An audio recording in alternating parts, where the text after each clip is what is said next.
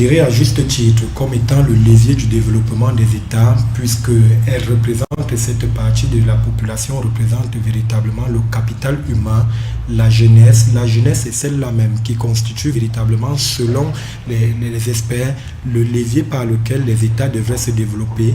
Une jeunesse qui constitue le centre des activités de cette rencontre aujourd'hui, mais aussi qui a constitué le centre des activités des chefs d'État européens et africains réunis à Abidjan les 29 et 30 novembre dernier. Ils sont revenus sur cette jeunesse, une jeunesse qui devrait être considérée comme étant le fer de lance, mais aussi qui devrait permettre un développement durable. Développement qui, il faut le rappeler, comme pour reprendre François Périot, comme étant la combinaison des changements mentaux et sociaux d'une population qui la rendent apte à faire croître cumulativement et durablement le bien normal. C'est ici que commence, chers téléspectateurs, Newsmaker, restez scotchés.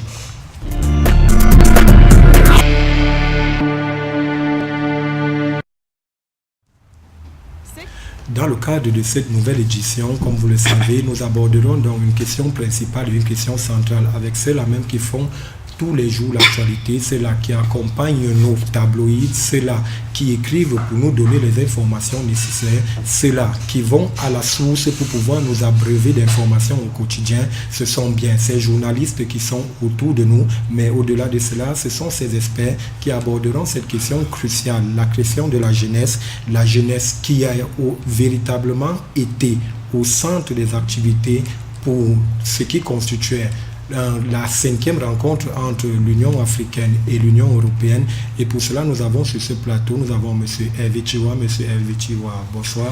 Bonsoir Brice, bonsoir à tous vos téléspectateurs. C'est un plaisir pour moi d'être sur ce plateau. Je vais dire que c'est la première fois. C'est vrai que j'ai eu beaucoup de difficultés à participer à cette émission parce que je me sens pas très bien. Les téléspectateurs vont constater tout à l'heure que je n'ai pas la voix. Ma voix est en difficulté depuis quelques jours. Mais bon, c'est un plaisir de venir partager, échanger avec des experts et les autres sur une thématique centrale en Afrique aujourd'hui, la question de la jeunesse. Donc j'espère qu'on entrera dans le vif du sujet tout à l'heure pour qu'on essaye un peu de voir. Et parlant du vif du sujet, je voudrais vous poser, la rencontre s'est tenue à Abidjan. Est-ce qu'on peut dire aujourd'hui une rencontre sur la thématique une jeunesse pour un avenir durable? Véritablement, est-ce qu'on peut dire que c'est un début de solution qui est amorcé lorsque les chefs d'État d'Europe et d'Afrique se retrouvent dans le cadre d'une si importante rencontre? Alors, je vais nuancer, je vais dire oui et non. Oui, parce que effectivement, c'est très rare de voir des mastodontes, tant au niveau africain qu'européen, qui s'organisent autour d'une question, d'un thème central, la jeunesse. Je dirais non parce que ce n'est pas la première fois qu'on met les jeunes au centre des problématiques, mais après on ne voit pas effectivement la concrétisation des recommandations qui ont été prises lors de ce type de sommet. Donc je pense qu'on entrera tout à l'heure dans les détails et on essayera également d'écouter un autre jeune qui est sur ce plateau et qui est chaque jour dans cette question-là, et donc il est mieux placé que moi pour adresser des questions de la jeunesse, parce qu'on nous a dit dans les résolutions qu'on est parti interroger les jeunes et que les jeunes effectivement ont adressé leurs problèmes, leurs besoins et qu'ils prendront ça en considération. Bon, on attendra de voir parce que vous vous souvenez que en 2014 à Bruxelles, les recommandations qui ont été prises n'ont jamais été tenues. Et le président Alpha Condé l'a reconnu dans son discours d'ouverture, en fait dans son discours de circonstance, en habillant, il disait qu'il y a des circonstances qui sont arrivées et qui n'ont pas permis, moi je paraphrase, qui n'ont pas permis à ce que certaines résolutions soient concrétisées. Mais en fait, c'est ça la question. Le sommet d'Abidjan, c'est très bien, les problématiques, c'est très bien, les discours, c'est très bien, mais maintenant, après, what next? On verra. Oui, et le temps pour nous de revenir à vous. Il faut dire que sur ce plateau, nous avons aussi, comme vous l'avez peut-être rappelé bien avant moi, un autre jeune, c'est M. Joël Youm. M. Joël Youm, il est secrétaire général du réseau des leaders des Nations Unies. Oui, bonsoir Brice. Oui. Donc, je suis secrétaire général du African Network of Young Leaders for Peace and Sustainable Development, qui est la nouvelle dénomination parce qu'il y a eu un changement de nom. Autrefois, on était le réseau des jeunes leaders des Nations Unies. Mais compte tenu des enjeux, des problématiques que nous voulons porter à l'échelle africaine, nous avons fait une restructuration, nous avons revu notre dénomination, nous avons revu nos objectifs pour pouvoir adresser les questions qui se posent au niveau de plusieurs pays africains concernant la jeunesse. Oui, justement, puisqu'on parle des pays africains aujourd'hui, et la jeunesse était véritablement au centre des débats récemment à Abidjan. Que vous inspire cette rencontre? Est-ce que vous qui êtes un jeune leader, qui êtes là, un leader, est-ce que vous avez été informé, est-ce que vous avez été contacté, comme on le dit, pour pouvoir parler des problèmes de la jeunesse? Ok, je pense que c'est une bonne initiative. Ça veut dire que les chefs d'État ont quand même compris qu'il y a un réel problème. Mais peut-être que la démarche est à interroger. Est-ce qu'il faut avoir des problèmes pour décider de se préoccuper sur cette question? Est-ce qu'il ne faut pas adopter une attitude proactive, c'est-à-dire préventive?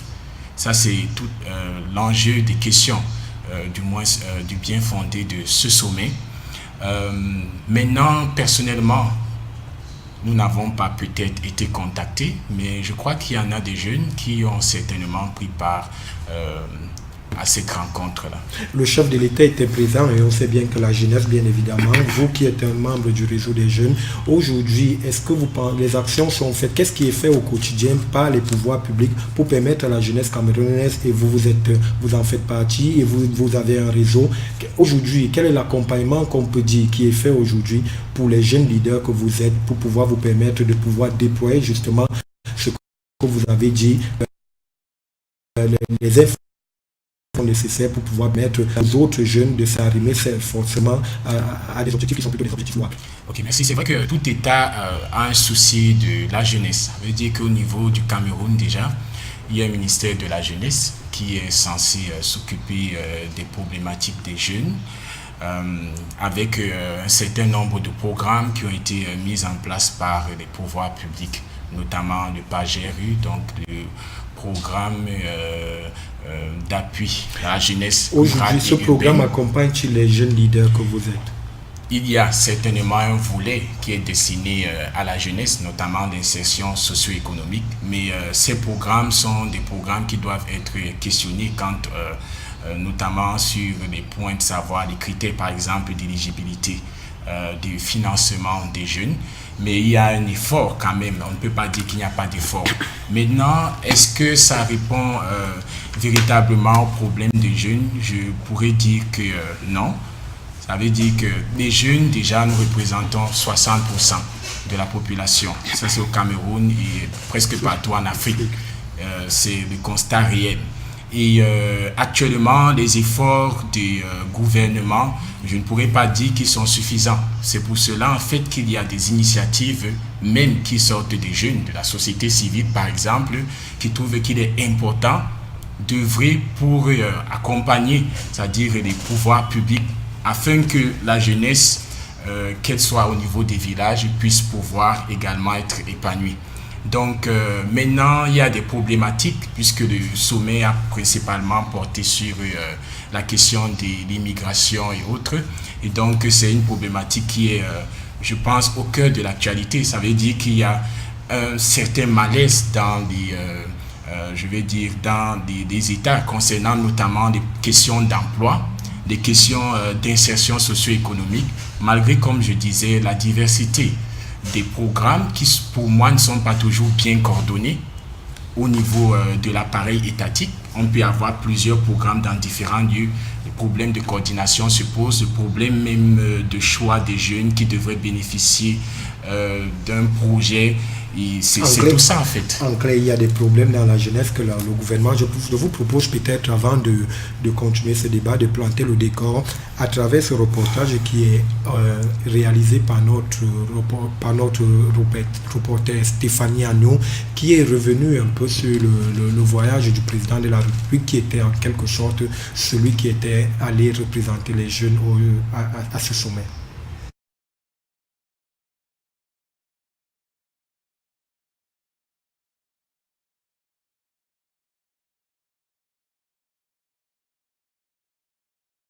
Cette image est devenue habituelle, celle du président Paul Biya serrant la main de ses collaborateurs, leur disant au revoir à l'aéroport de Yaoundé-Simalène lors de ses multiples voyages.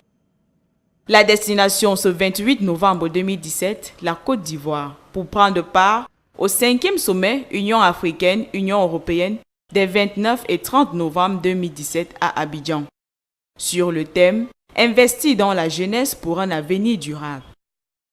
L'on annonce au centre des débats principalement la crise des migrants, à laquelle aura justifié la sortie médiatique du diplomate libyen intercamerounaise sur la question.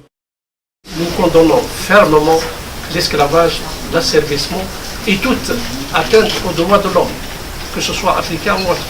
Nous sommes pour la liberté de circulation, nous sommes pour l'Afrique, nous étions les premiers appelés pour l'Union africaine et la Libye, et vous savez que l'Union africaine a été lancée en Libye le 9/9/1987. C'est donc une palette de personnalités qui est attendue à Abidjan, capitale de la Côte d'Ivoire, avec en bonne place près de 10 000 participants, dont 83 chefs d'État africains et gouvernements et 28 pays d'Europe. Et au sortir duquel, des propositions concrètes sont attendues. C'est ce changement de méthode que je proposerai à tous demain, au sommet entre l'Europe et l'Afrique à Abidjan. C'est ce changement de méthode que nous avons commencé, mais qui doit se poursuivre de manière indispensable, où nous devons être plus efficaces, plus au contact des besoins du terrain, en désintermédiant parfois notre organisation et en ayant davantage collectivement une culture de l'évaluation. Paul Biya désormais, dos au mur sur ces questions de démocratie, d'alternance, de droits de l'homme et bien d'autres, devra donc faire bonne figure et convaincre au milieu de ses pairs africains et européens.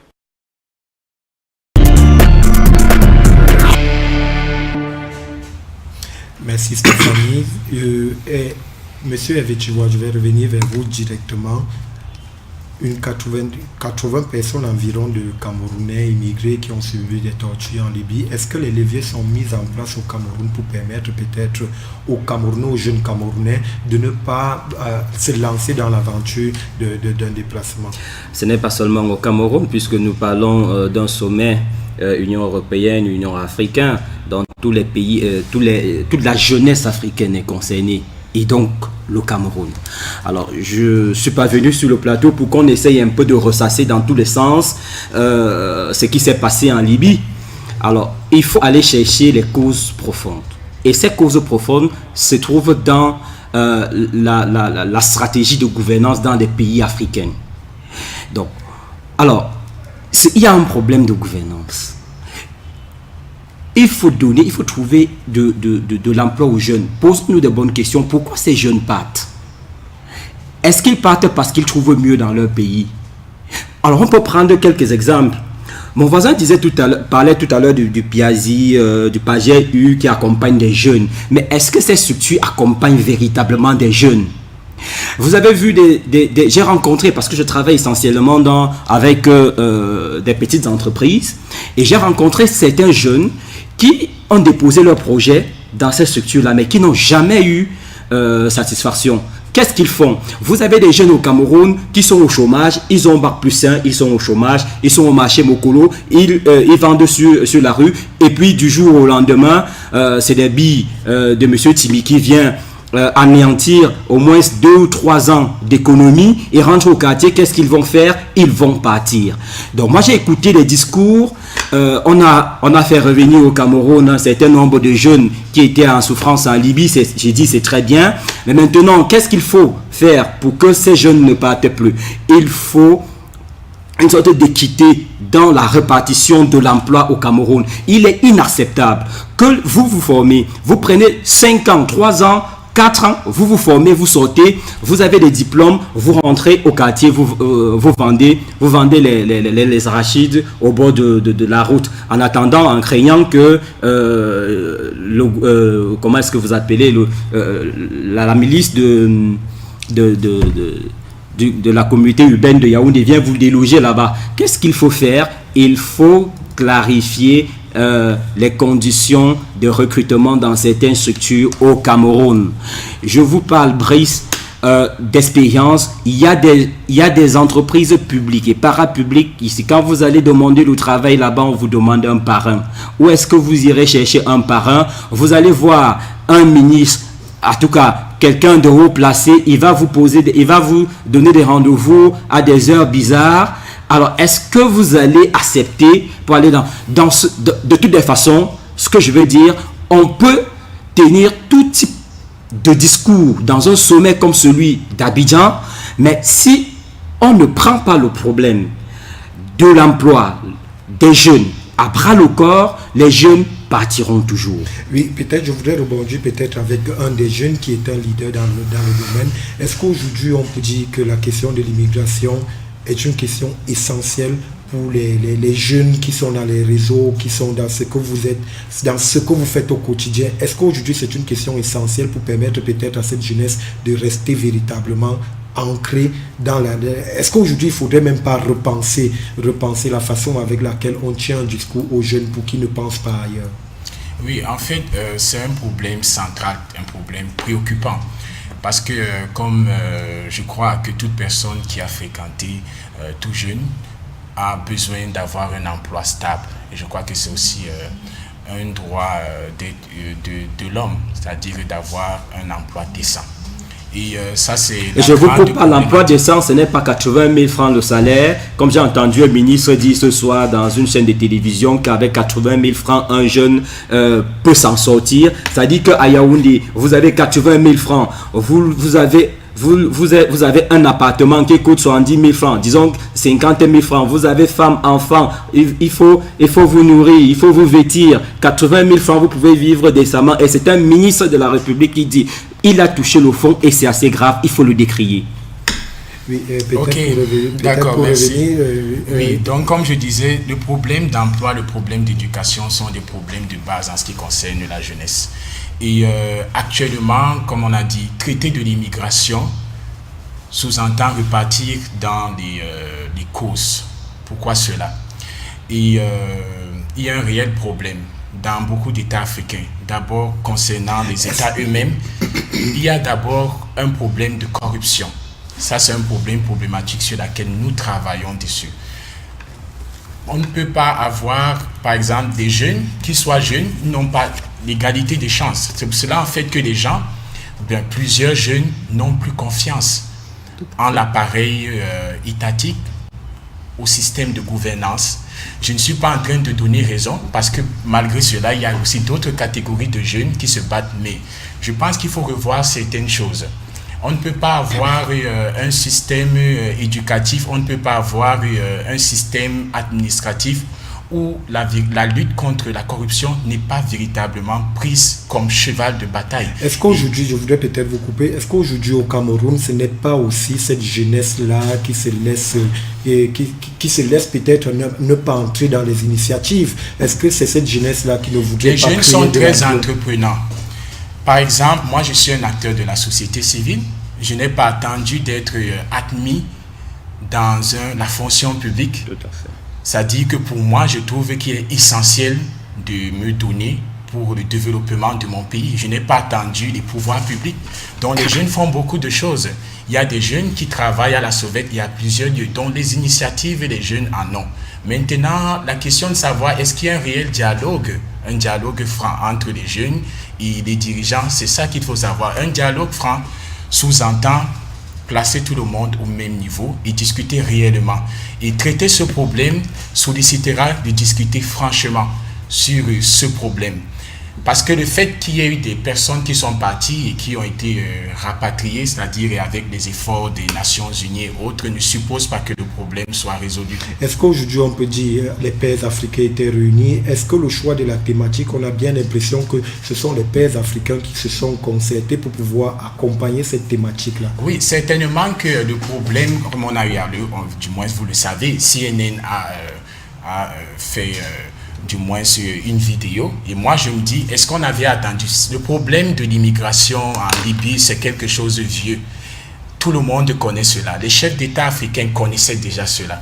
Mais personne n'a voulu prendre ce problème comme une problématique préoccupante.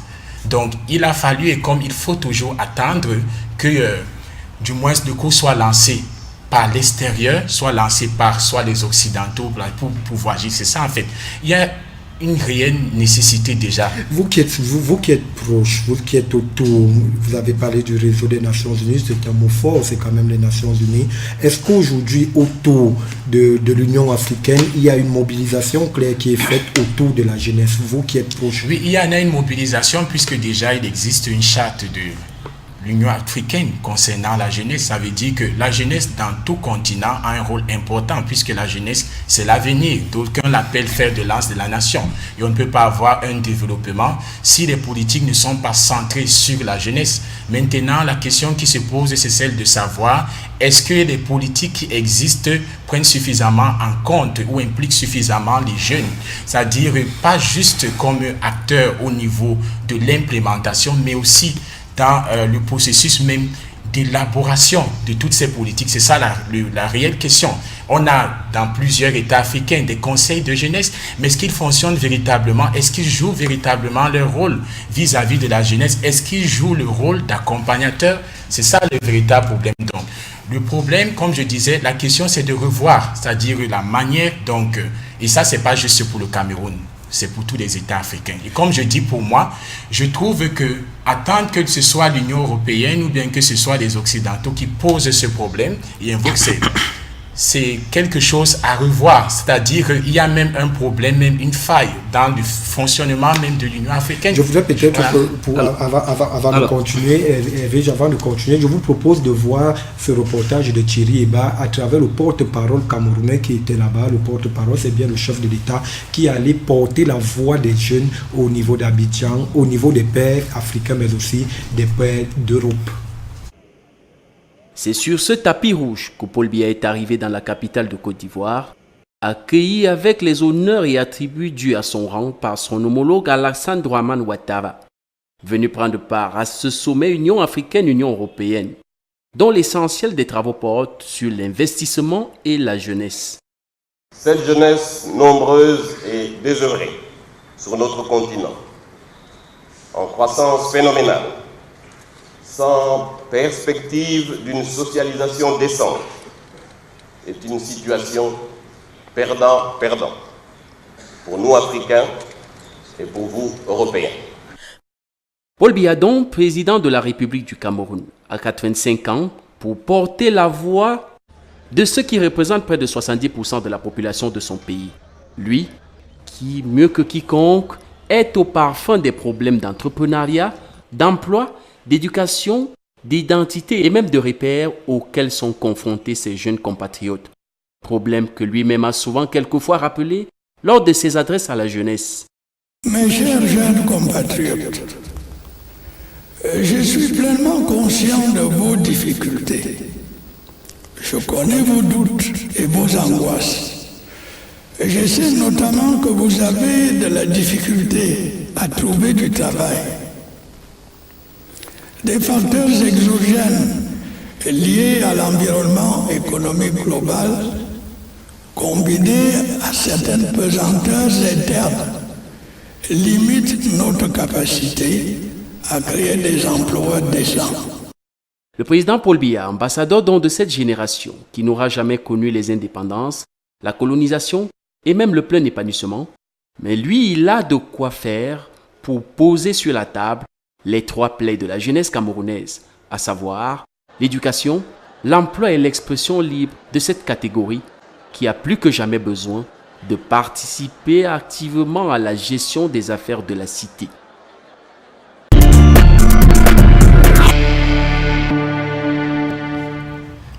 Merci Thierry Eba. Je reviens à vous, M. Hervé Tchiwa. Oui. Je voudrais simplement dire 85 ans, un octogénaire pour pouvoir porter la voix de cette jeunesse. Aujourd'hui, est-ce que vous pensez qu'il y a les éléments nécessaires pour comprendre la situation dans laquelle la jeunesse se trouve aujourd'hui et la porter au niveau des pairs, non seulement africains mais aussi occidentaux? Puisqu'il n'est pas dynamique, il ne va pas sur le terrain. Il ne reçoit pas personnellement les jeunes, donc il se fie aux rapports qui sont arrivés, qui arrivent sur sa table. Donc c'est ce rapport, alors qu'il a transporté certainement en Côte d'Ivoire. Mais je voudrais dire, pour revenir sur une ou deux choses qui ont été développées par le copanéliste. Alors, sur la thématique, je voudrais qu'on s'arrête un peu sur la thématique et ça rejoint un peu votre question par rapport au problème des jeunes. Moi, je pense que si vous voulez parler des questions des jeunes, il faut impliquer les jeunes. Il faut descendre de votre piédestal, aller à la base, voir des jeunes qui souffrent. Que les jeunes recensent leurs problèmes, que les jeunes classifient, ou bien que les jeunes classent leurs besoins par priorité. Et que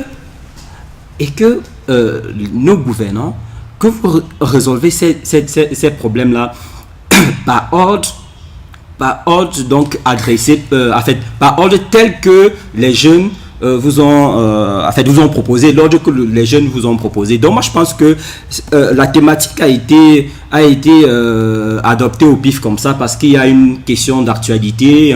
Il y a une journaliste de CNN qui a fait un magnifique reportage qui bouleverse le monde. On a dit, eh bien, parlons de la jeunesse, parlons des problèmes de la jeunesse, investissons dans la jeunesse. Moi, je pense que c'est dans ce sens-là qu'on a adopté ce thème-là. Deuxième chose, la question de la migration clandestine, ce n'est pas une question qu'on découvre aujourd'hui. Ça, c'est quelque chose qu'on a connu en 2013-2014. J'ai reçu personnellement sur mon plateau de télévision Alain Robert Lipoti, qui est un ami et qui a expérimenté cette affaire et qui m'a montré des images effroyables. Je dis bien des images étaient effrayantes.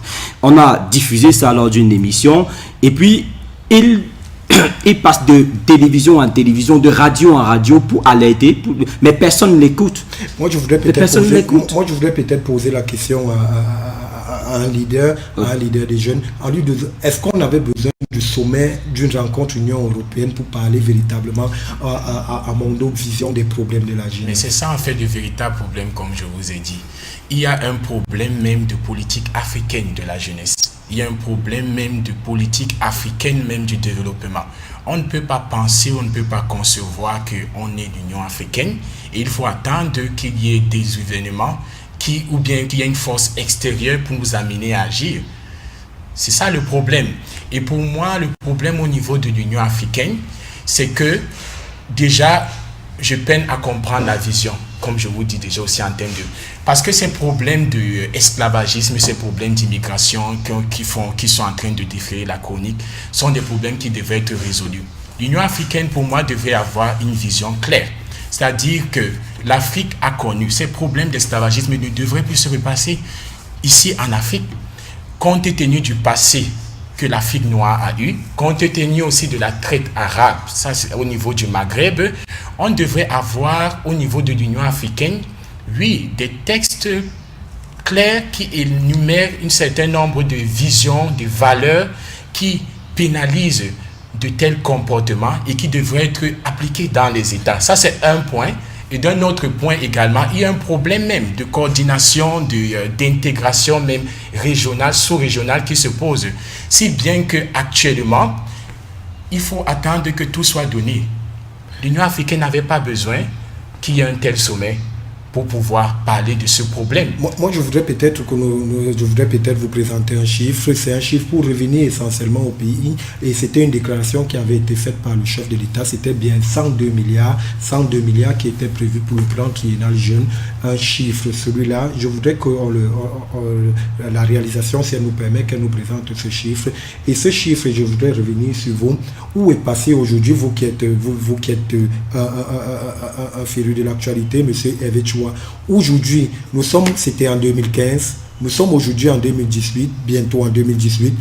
Aujourd'hui, concrètement, où est passé le plan triennal jeune? Qu'est-ce qu'on peut dire concrètement sur le terrain? Vous qui êtes un acteur de l'actualité, vous qui êtes un journaliste, est-ce que vous avez les prémices d'une évolution suffisante du plan triennal jeune? Je pense que pour l'instant, les jeunes continuent à s'inscrire au centre des jeunes de Komkana, de Madagascar, à Tinga, parce que j'ai rencontré il y a l'année dernière le chef de ce centre qui me disait que non, c'est quelque chose de pratique.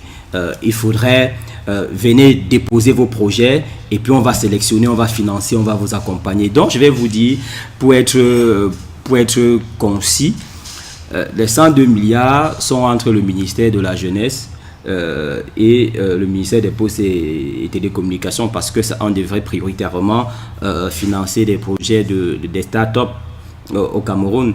On a organisé un certain nombre de réunions, de dialogue avec les jeunes au ministère des Postes et Télécommunications, mais vous ne pouvez pas recenser plus de 200 jeunes pour primer 2 ou 3.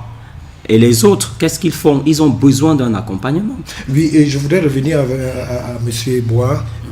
Aujourd'hui, le plan triennal jeune, il était mis et il y avait des coopératives qui devaient bénéficier, il y avait des associations qui devaient bénéficier. Vous êtes une association, vous êtes un groupe de jeunes. Est-ce qu'aujourd'hui, on n'a pas l'impression que vous, en tant qu'association, est-ce que vous avez déjà bénéficié de ce plan d'urgence, ce plan triennal d'urgence pour la jeunesse? Oui, comme il a dit, déjà pour bénéficier, il faut s'enregistrer. Ça veut dire qu'il faut s'inscrire. Personnellement, moi, je n'ai pas trouvé l'intérêt de m'inscrire. Ça veut dire que je ne sais pas sur quelle base, par exemple, sur les 102 milliards, ceux qui vont être sélectionnés se sélectionnent. Je ne suis pas en train de décourager les autres, mais je suis en train de dire juste que lorsque on dresse une telle politique publique qui est adressée aux jeunes, on devrait expliquer clairement comment ça va être fonctionné. 102 milliards, c'est bien. C'est pour répondre aux besoins de combien de projets, comment concrètement cela sera opérationnalisé, comment concrètement le suivi se fera pour qu'on puisse se rassurer que ces 102 milliards sont bien arrivés et ont eu de l'impact. Parce que l'objectif, ce n'est pas juste de mettre des projets, ou bien de créer des structures, ou bien de créer des projets destinés aux jeunes. Ou bien de donner 500 000 à chaque jeune. Voilà. C'est ça le fait de truc. C'est-à-dire comment on évalue, c'est ça le problème. Ça veut dire qu'on peut donner 102 milliards, mais il ne règle pas le problème. C'est pas ça le problème. En fait, donc pour moi, personnellement, je n'ai pas trouvé l'intérêt. Parce qu'il y a des choses qui sont encore floues dans ma tête. Juste pour compléter, je vais vous surprendre. Je me suis enregistré, je suis parti à la maison des jeunes de Madagascar. Je me suis inscrit. Ils ont pris mes coordonnées et c'est numérique. Donc on m'a dit je devrais constamment recevoir des informations, on devrait nous convoquer pour des réunions, pour essayer un peu de voir le business plan, pour améliorer le business plan. Je me suis enregistré, ça fait plus d'1 an, je n'ai jamais reçu un coup de fil, je n'ai jamais reçu un mail. Ils ont une plateforme, on m'a donné un code qui ne fonctionne pas. Non pas erroné, mais qui ne fonctionne pas. Donc, c'est quelque chose qui est complètement... c'est bloqué, en fait. Mais moi, je voudrais donc vous relancer en vous posant la question. Le Piazzi, on a l'impression que c'est à tête chercheuse. Le Pagé, c'est à tête chercheuse. Je dirais peut-être, aujourd'hui, le plan triennal jeune, comme vous le dites, c'est certainement aussi à tête chercheuse.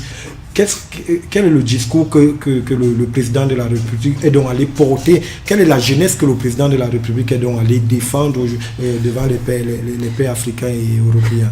D'abord, j'ai été surpris de voir le président de la République en Côte d'Ivoire parce que j'ai constaté, je peux me tromper, que généralement quand il se déplace à ces genres de sommets, c'est quand il veut prendre parole.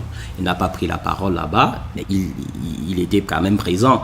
Qu'est-ce qu'il allait là-bas dire? Est-ce qu'il a adressé les problèmes des jeunes là-bas dans les coulisses?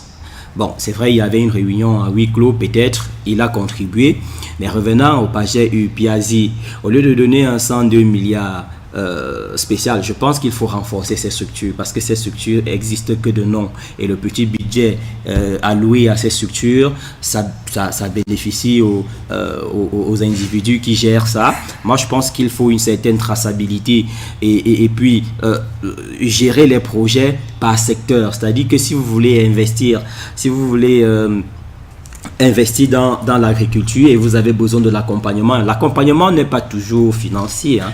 Donc vous pouvez aller vous adresser là-bas. Sur des questions d'agriculture, on peut loger un fonds et je crois qu'il y a un fonds au ministère de l'Agriculture pour ça. Il y a un fonds, si c'est par rapport aux start-up, il y a un fonds pour ça au ministère des Postes et Télécommunications. On peut renforcer ou bien on retire tous ces fonds, on renforce le PAGEU, le PIAZI et les autres structures d'accompagnement des jeunes. Quand un jeune a un projet, on évalue son projet. Si le projet n'est pas bien, on l'accompagne. Il ne suffit pas simplement de dire non, votre projet n'est pas bon, ça ne peut pas passer et puis vous rentrez au quartier.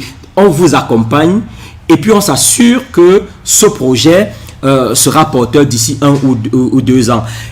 Mais il faut que je nuance. Parce que les jeunes aussi, quelque peu, sont très malhonnêtes. Parce que au départ, le PIAZI, PAGEU, effectivement, donnait l'argent à certains jeunes.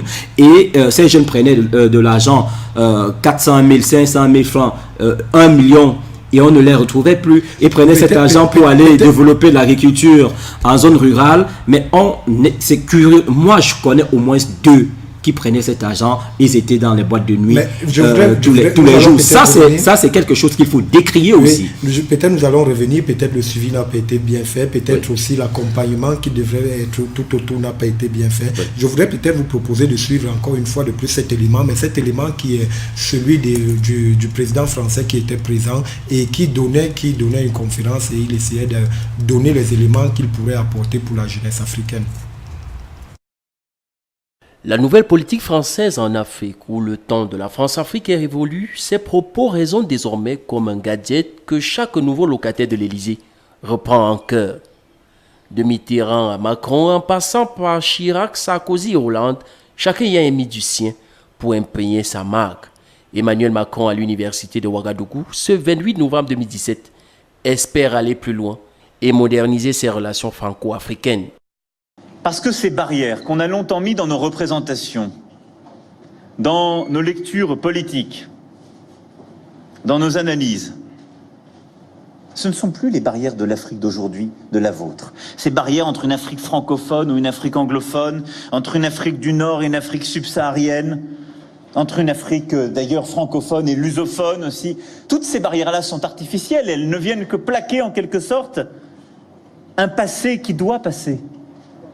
Des représentations qui ont été, des constructions qui doivent évoluer. Je parlerai donc ici devant vous de l'Afrique comme d'un continent pluriel, multiple, fort, et comme d'un continent où se joue une partie de notre avenir commun. Mais que changera-t-il dans le fond, si tant il est vrai que la France-Afrique reste un réseau parallèle mêlant politique et affairisme entre la France et ses ex-colonies africaines? Je vous parlerai avec sincérité, mais aussi avec une profonde amitié. Je suis, comme vous, d'une génération qui n'a jamais connu l'Afrique comme un continent colonisé. Je suis d'une génération dont l'un des plus beaux souvenirs politiques est la victoire de Nelson Mandela et son combat contre l'apartheid, chassé par une solidarité panafricaine allant de Alger à Rabat, de Luanda à Conakry. C'est cela, l'histoire de notre génération. L'ancien ministre de l'économie, face à des chefs d'État en perpétuelle conquête de connexion avec la France, devra donc redorer l'image de la France et convaincre la jeunesse, principalement sur les chantiers de la démocratie, du jeu de l'alternance, de l'abandon de la politique interventionniste et de l'ingérence de la France. Bref, en posant des actes concrets autour de partenariats gagnant-gagnant avec l'Afrique. Merci encore Thierry Eba. Un partenariat gagnant-gagnant avec l'Afrique qui m'amène donc à vous poser une question. Je vais revenir peut-être à vous, Hervé Chiwa.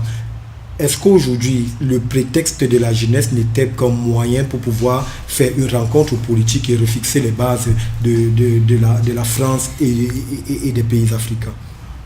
Tout à fait, cela va de soi. Si vous avez suivi l'actualité avant ce sommet, vous devez vous rendre compte qu'il y a eu beaucoup de tractations, il y a eu beaucoup de négociations, beaucoup de missions en Afrique dans le cadre de l'organisation de ce sommet. C'est un sommet qui a failli même être déporté dans un autre pays parce que sur le plan organisationnel, sur le plan de financement de cette affaire, il y avait d'énormes soucis. Ça c'est peut-être si vous n'avez pas suivi l'information, moi je vous donne donc cette information, c'est pour dire que c'était un sommet hautement politique qui n'avait vraiment rien à voir effectivement avec des jeunes. C'est vrai qu'on a mis les jeunes au devant de la scène pour masquer un certain nombre de choses. Vous savez, on pouvait également dans un sommet, au sommet de la Côte d'Ivoire, poser le problème, par exemple, du franc CFA sur la table. Et j'étais particulièrement content de voir le patronat africain prendre la parole au sommet. Ils pouvaient également profiter pour poser ce problème parce que cela retarde également le développement de l'Afrique, parce que vous ne pouvez pas vous développer alors que vous avez la moitié de vos avoirs ailleurs. Il faut effectivement poser ce problème. Justement, nous abordons justement la deuxième partie de ce programme, oui. La deuxième partie qui est véritablement consacrée à l'enjeu politique qui se cachait derrière. Moi, je voudrais peut-être savoir, Monsieur Joël, est-ce qu'aujourd'hui, on ne peut pas dire que les présidents africains n'ont pris que pour prétexte pour pouvoir davantage assurer leurs arrières à travers la rencontre qui s'est tenue à Abidjan?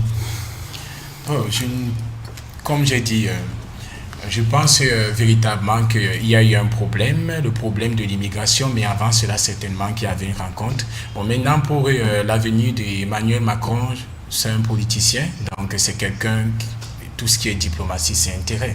Et je pense quand même que le fait qu'il se soit adressé déjà pour parler de ce point aux jeunes, c'est aussi une leçon un peu pour moi, pour les chefs africains, de revoir leurs relations avec la jeunesse. Pour moi, c'est même une grande leçon. Je ne sais pas combien de chefs africains qui, lorsqu'ils partent en Europe ou à l'extérieur, essayent de rencontrer des jeunes ou bien ici, essayent d'avoir une discussion. Donc, c'est quelque chose à revoir, c'est-à-dire à réfléchir. Et il vient en fait pour certainement démontrer que dans une certaine manière, il sait que la France a perdu beaucoup de points. Alors, s'adresser à la jeunesse, c'est aussi certainement tactique pour dire que je suis un chef, je suis un Européen, je suis un Occidental, mais je m'adresse à vous parce que je vous prends en compte, considération, peut-être par rapport à vos chefs d'État. Ça, c'est toute cette question d'analyse. Maintenant, si on essaye de revenir sur l'essentiel de son discours, je pense qu'il veut redorer, c'est-à-dire l'image de la France. Et déjà, on va le voir. Il va aller à côté d'un pays anglophone et autres, dont il va prendre des tournures que ses prédécesseurs n'avaient pas pris. Mais voilà. Je voudrais peut-être, monsieur, vous poser la question. Est-ce que dans le discours de Macron, il n'y a pas là une sorte de leçon de démocratie qui a été donnée dans son discours, à la fois à la jeunesse au Burkina Faso, à la jeunesse burkinabé, une leçon de démocratie à ces pays africains-là qui continuent à museler les jeunes et bien évidemment à se maintenir au siège, au pouvoir? Bon, il est un peu dans la suite de ses prédécesseurs. Emmanuel Macron, il ne va pas inventer la roue, il ne va pas changer les habitudes des Français ou alors des présidents français en Afrique. C'est un vrai donneur de leçons.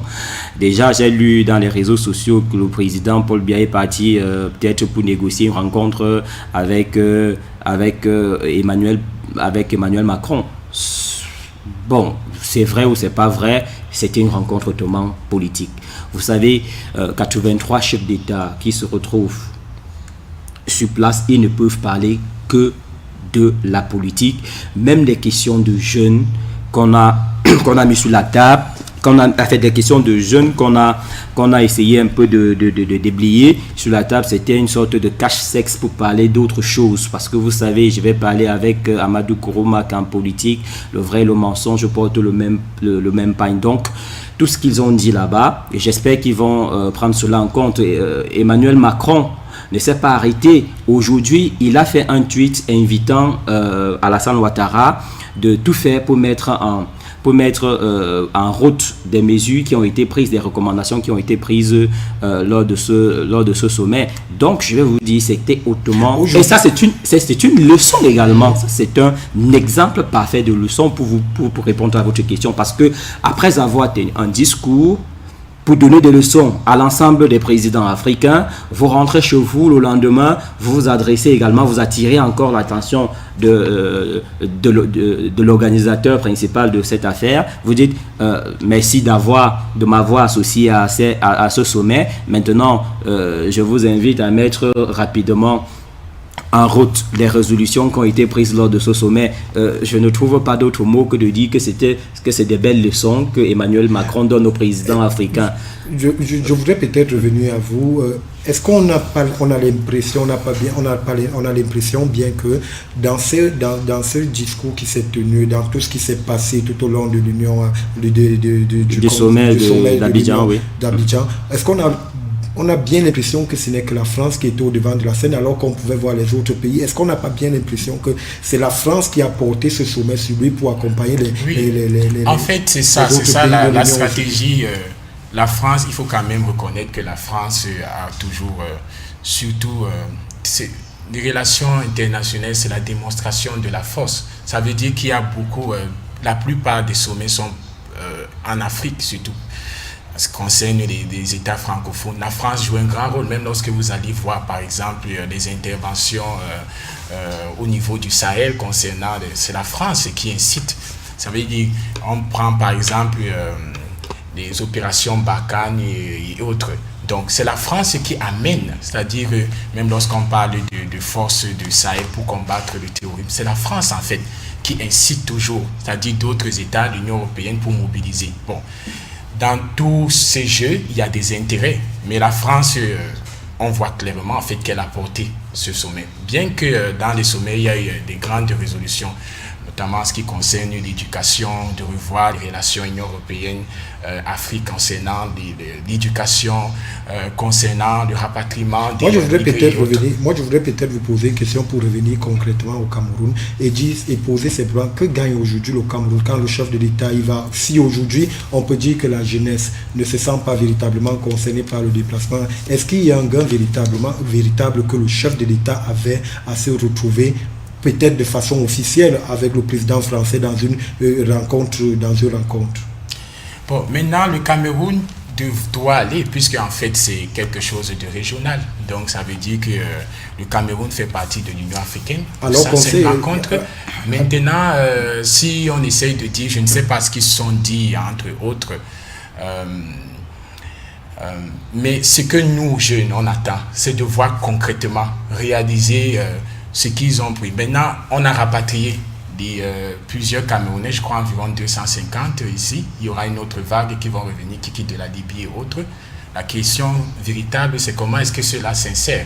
Comment est-ce que concrètement, ici au niveau du pays, on va voir des mesures prises politiquement pour réduire cela? Comment est-ce que l'Union africaine, on va concrètement voir cela se opérationnaliser? Le chef de l'État est rentré hier. S'il y a véritablement ce que vous n'entrez pas peut-être dans les secrets de Dieu, mais si aujourd'hui, vous, après avoir observé le sommet, est-ce que vous pensez aujourd'hui que le voyage du chef de l'État, lui qu'on connaît n'est pas très voyageur, c'était le deuxième voyage de l'année, bien que le président a un peu mis du temps.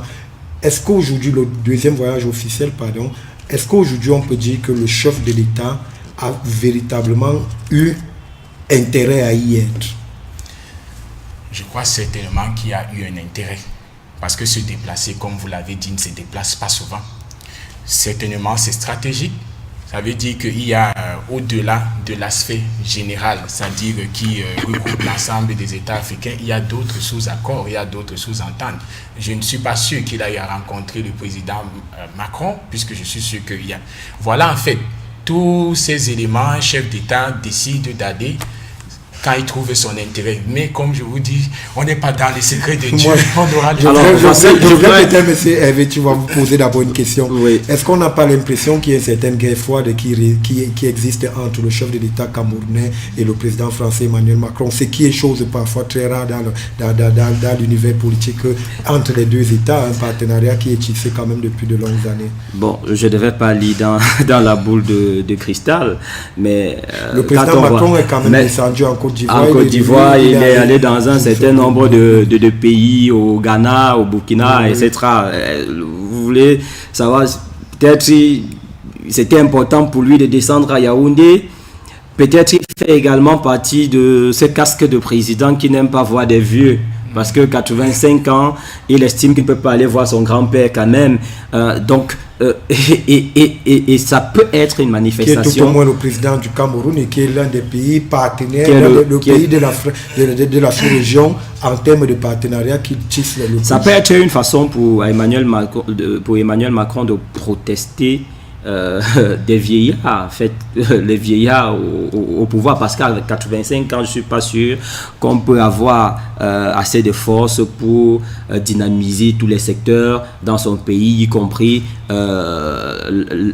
l'employabilité des jeunes. Je ne pense pas qu'il peut suivre, même s'il a de bonnes intentions, il ne peut plus suivre. C'est son entourage, et son entourage peut galvauder la politique gouvernementale en matière de l'investissement sur des jeunes. Avant d'aborder cette question, je vous propose de suivre ce reportage de Christian Essimi qui pense que le président Biya, le président de la République camerounaise et le président français se sont loupés à Abidjan. Je vous propose de suivre ce reportage.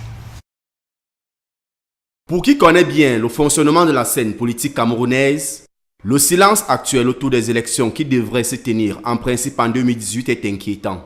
Surtout qu'en 2016, on s'en souvient, une vaste campagne faite de motions de soutien et d'appels du peuple de tout genre avait été lancée, campagne vite stoppée et désormais absente de l'espace public. Aujourd'hui donc, la situation semble des plus inconfortables pour Yaoundé, qui se doit de manœuvrer un pays pratiquement assis sur les incertitudes. Notre croissance est actuellement soutenue par la bonne tenue des recettes pétrolières et les crédits publics. L'investissement privé demeure quant à lui insuffisant. Nous devons encore améliorer le climat des affaires. Cela ne nous dispense pas évidemment de poursuivre les réformes structurelles en cours et de continuer à renforcer la discipline budgétaire. En quittant donc Yaoundé, comme il l'a fait le 28 novembre dernier, pour se rendre en Côte d'Ivoire, assister au sommet Union européenne, Union africaine, le Camerounais Paul Biya avait certainement en cœur d'y trouver toute ou partie des réponses à ces multiples incertitudes, compte tenu de la rencontre qui était annoncée entre le locataire d'Etoudi et celui de l'Élysée. Rencontre dont on ne sait réellement pas aujourd'hui si elle a effectivement eu lieu. L'idée d'une autre tentative infructueuse étant plutôt envisageable, puisqu'à ce jour, aucun canon officiel ne rend compte d'un tel événement. Dans la presse nationale ou internationale, pas de crasse non plus, rien, même pas une petite photo. Connaissant bien le régime de Yaoundé, une telle rencontre ne serait pas passée inaperçue, compte tenu des enjeux politiques qu'elle pourrait renfermer. Ce qui n'aura pas empêché au président camerounais d'assister normalement aux travaux du sommet. Le changement climatique qui ravage le Sahel plus que toute autre région dans le monde, qui au lac Tchad, dans toute la bande sahélo-saharienne, bascule des populations entières, plonge dans la pauvreté la plus complète des femmes et des hommes qui vivaient de l'agriculture, de la vente du poisson ou de routes commerciales qui vivaient depuis des siècles et des siècles. Dès cet instant, on pourrait bien conclure à un séjour ivoirien infructueux du chef de l'État camerounais qui est allé à Abidjan, a fait tout comme tous les autres présidents présents là-bas, sauf bien sûr ce pourquoi il nourrissait grande ambition, rencontrer Emmanuel Macron.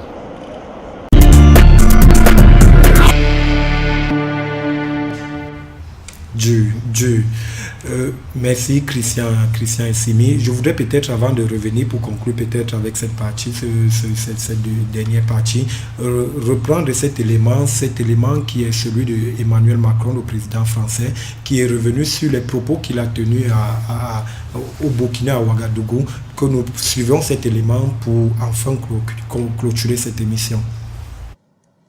La troisième menace qui peut miner l'Afrique, ce sont les conflits politiques. Les plus optimistes diront que l'Afrique n'a jamais connu aussi peu de conflits entre États. Les plus réalistes, parmi lesquels je me compte, observeront que l'Afrique n'a jamais connu autant de conflits internes, autant de blocages, autant d'impasses autour de ses constitutions ou de ses élections. Dans ce domaine, je vous l'ai dit, je ne vous donnerai pas de leçons. Le président de la République française n'a pas expliqué dans un pays africain comment on organise la Constitution, comment on organise les élections ou la vie libre de l'opposition. Je n'attends d'ailleurs pas cela d'un président africain pour ce qui concerne l'Europe.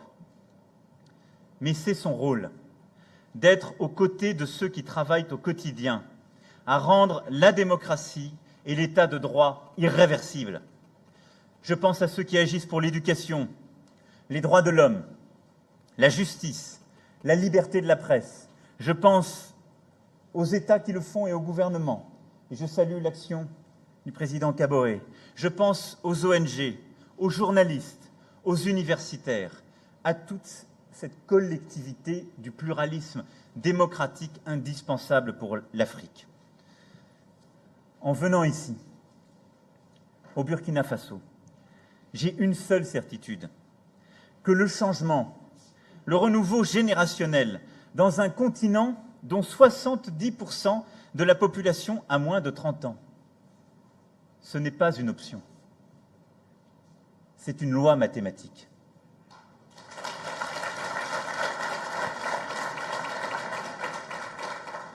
Et ceux qui pensent qu'aujourd'hui, en Afrique, on peut avoir la même politique qu'on a parfois eue depuis des décennies et des décennies, qui voudraient retarder le cours de l'histoire, n'ont pas regardé le Burkina Faso, à coup sûr, mais n'ont pas compris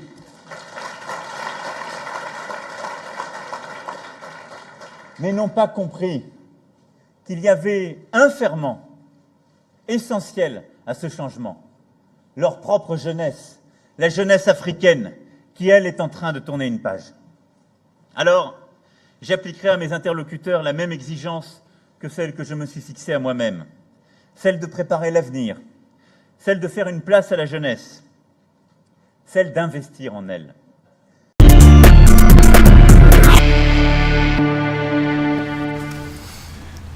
Je voudrais peut-être revenir à vous. Un discours, des propos de Macron qui sont assez durs pour les États africains, M. Tchoua. Oui, je vais...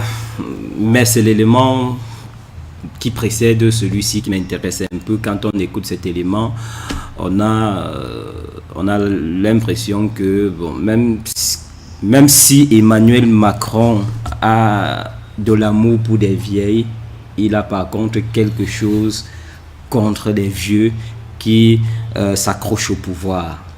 Et il parle dans cet élément effectivement de la jeunesse. Il faut investir sur la jeunesse parce que c'est la jeunesse qui va transformer les pays africains. Parce que si vous ne comptez pas sur des jeunes, vous ne pouvez rien. Les jeunes ont du talent, ils ont de la vigueur, ils ont des capacités intellectuelles pour le faire. Il a salué également des journalistes. Et pour moi, je suis d'accord avec Emmanuel Macron sans être d'accord avec lui sur des leçons qu'il donne aux présidents africains. Mais quelque part, ces présidents africains sont laxistes. D'autres viendront leur donner des leçons. Et on a vu un président sortir de la salle. C'est quand même ahurissant. Parce qu'on a touché le fond d'un problème.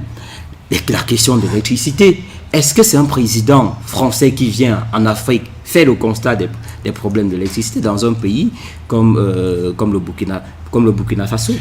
Ça, c'est le Burkina Faso. C'est pareil au Cameroun. C'est pareil en Côte d'Ivoire. C'est pareil au Gabon. etc. C'est la dernière prise de parole, je vous la concède et on me fait pour la dernière prise de parole, je vais tout simplement, pour revenir au problème d'emploi des jeunes au Cameroun, je vais simplement dire que le sommet d'Abidjan ne va pas diminuer le taux de chômage au Cameroun et que si on veut diminuer le taux de chômage au Cameroun, que le président de la République essaye un peu d'investir sur les jeunes en industrialisant, en transformant le Cameroun presque tous les secteurs et arrêter d'importer la main-d'œuvre extérieure pour travailler sur des travaux dont les Camerounais peuvent effectivement réaliser. Merci monsieur Evechewa. C'est moi qui vous remercie. Je rappelle que vous êtes un journaliste de renom, vous avez fait vos classes et je voudrais peut-être, est-ce que la solution aujourd'hui, au-delà du discours, est-ce que la solution aujourd'hui, telle que Macron le dit, c'est la jeunesse? Oui, je pense que la solution, c'est la jeunesse. Du moins, son parcours même démontre. Je crois qu'il ne fait que prêcher par l'exemple. À 38 ans, il a été président. Et c'est normal, en fait, qu'il puisse promouvoir la jeunesse. On ne peut pas avoir de renouveau, on ne peut pas avoir d'avenir sans les jeunes. Donc, la solution pour les États d'Afrique, c'est d'investir dans la jeunesse, de repenser leur politique pour la jeunesse, de repenser leur politique extérieure. Et pour notre pays, le Cameroun, c'est de revoir les stratégies de lutte contre la corruption parce que pour moi, c'est l'une des principales causes des problèmes, la corruption, le favoritisme, etc. Et puis qui conduit à l'immigration. Tant que cela n'est pas traité en profondeur, on aura toujours des jeunes qui vont aller. Et même ceux qui sont déjà venus, on n'est pas... Du moins, il y a beaucoup de choses à faire dans ce sens-là. Beaucoup de choses à faire, comme vous le comprenez. C'est ici, merci monsieur Joël Ebois. C'est ici que s'achève cette émission. Chers téléspectateurs, restez en compagnie des programmes de 7 News. Demain, vous aurez une semaine au Cameroun présentée par Carole Tepa. Et juste après, 12h à 14h, ne manquez pas votre programme, le Cercle des économistes, présenté par monsieur Elundo. Bonsoir.